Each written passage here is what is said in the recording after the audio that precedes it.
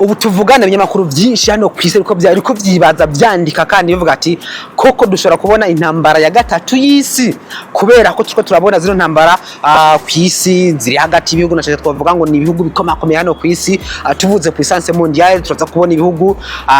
Amerika zimwe za Amerika turaza kubona Urusiya uraza kubona Ubushinwa uraza kubona za Iran ariko ubu twababwira nuko intambara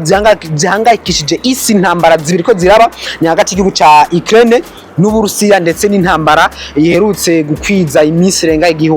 igihumbi ariko kandi hari intambara iri hagati y'igihugu ca Israel ndetse n'igihugu ca Palestine ko rwanira mu ntara ya Gaza. Utirere ko iki ibinyamakuru byinshi biko kugeza kuri kano kanya biriko byibaza ati koko dushobora kubona intambara ya gatatu y'isi intambara nimbi tubibutse intambara ya mbere yarabaye isi ya kabiri nitwa bigaruka twarigeze kugaruka ko ubwo nimba utaravye urashobora kugira ama recherche ngaha mu kuri no page yacu ya Facebook twarazikoze ibikivyo ico vyononye ico twavuga nuko intambara irasambuye intambara nabwo yubaka uti rero kubera ikinyamakuru byinshi uko birandika cyane byibaza ino nkuru hariya mu gihugu cy'Uburusiya mu mwaka wa 2020 president w'igihugu cy'Uburusiya Vladimir Putin yasinye itegeko rivuga ko kikaziririzwa kurasa ibisasu kirimbuzi ku gihugu kidafise naco ivyo bisasu kirimbuzi nukuvuga ngo ubahangaho kuko hari amategeko agenga intambara aho habarimo nko guhohotera ariko yo igihugu gifise ibisasu kirimbuza ry'amamisira komakomeye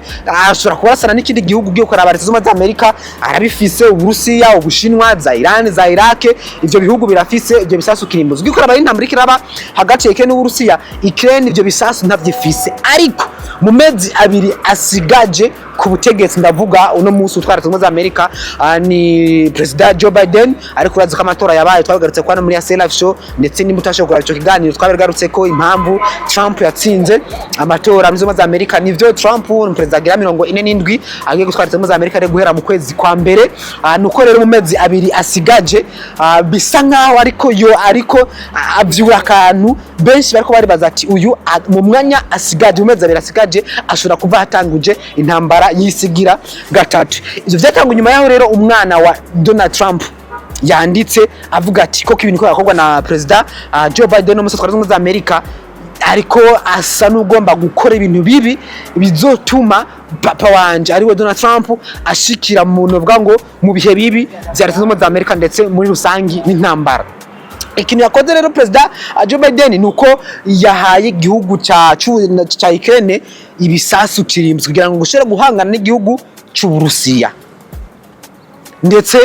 ku munsi wa kabiri igihugu ca Ukraine cyarateye ibyo bisasu kirimbuzi bigera kuri 6 batera ku butaka bw'igihugu c'Uburusiya bitanu barashoboye kubizibira bishwanyukira hejuru ariko kimwe cyaraguye hasi kirashwanyagurika naco cyashoboye kwica ariko kuvyo nyene bibaye nuko president w'igihugu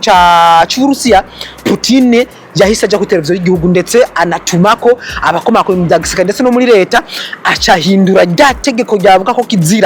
kikaziririzwa kurasa ibisasu kirimbuzwa gihugu kitabifisa cyavuga ati ubure guhera igihugu c'Uburusiya kiremerewe kurasa ibyo bisasu kirimbuzi haba ku gihugu kibifise canke kitabifise ubwo rero kuko nyuma yaho nuko president Joe Biden gihe abahaye ibyo bisasu gihugu ca Ukraine ayo mamisire nuko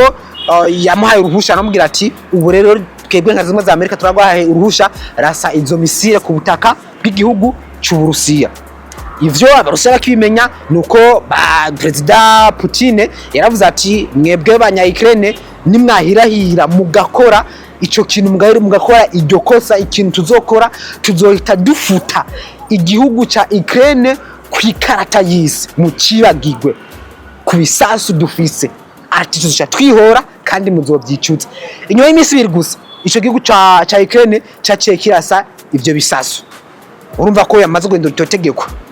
abantu rero baribaza ati nde ugiye ukaraba uno mushikiranganje wa Amerika c'Ubwongereza uno Samachiz yahise aja kuri televiziyo naravuga ati Putin nubwo mwagiye guhindura iryo tegeko ntabwo bigakwiriye ariko kandi ikindi nubwo Leta Zunze Amerika yokura ko amaboko igihugu ca Ukraine twebwe tuzobandanya tubashigikira kugira ngo babashe babandanya guhangana namwe n'igihugu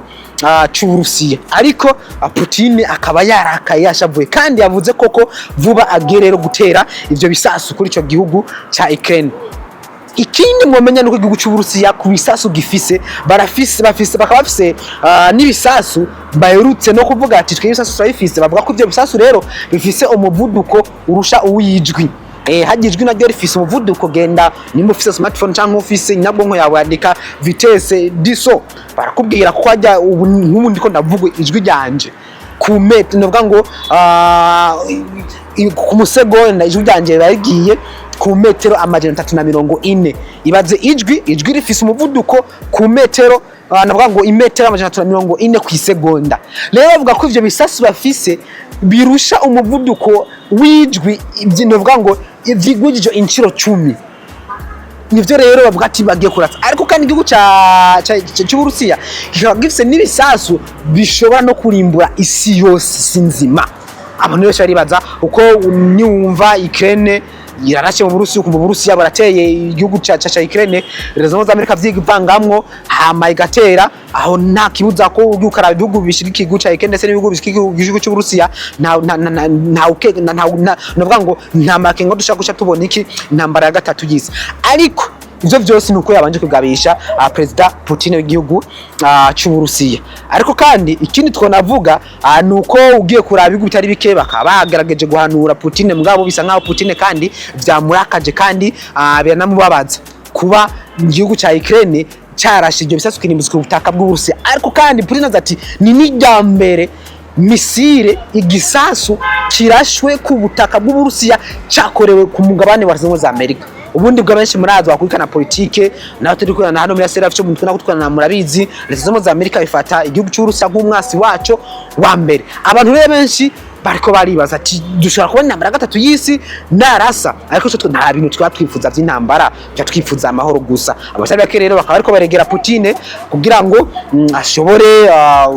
navuga ngo kugabanyishavu, ariko kandi benshi bakamagana ibihugu rero biriko biratera inkunga canke biriko birashigikira igihugu ca Ukraine kugira ngo gishobore guhangana naco. Ndetse President Volodymyr Zelensky yarutse gutangaza ati twebwe n'igihugu ca Leta Zunze Amerika cadukura ko ibiganza basi nakabuza tuzoba tuneshejwe mu ntambara. Mu mezi abiri asigaje Joe Biden ashobora kuvaho yangirije ibintu. Ariko kandi kintu twabwira nuko Trump igihe atogwa yavuze ko mu masaha 28 akirikari yamamaza ko kinambara azoba yarangije. Benshi rero kugira ngo bararindiriye mu kwezi kwa mbere namara kuja ku butegetsi. Wewe ubibona gute? Genda muri commentaire.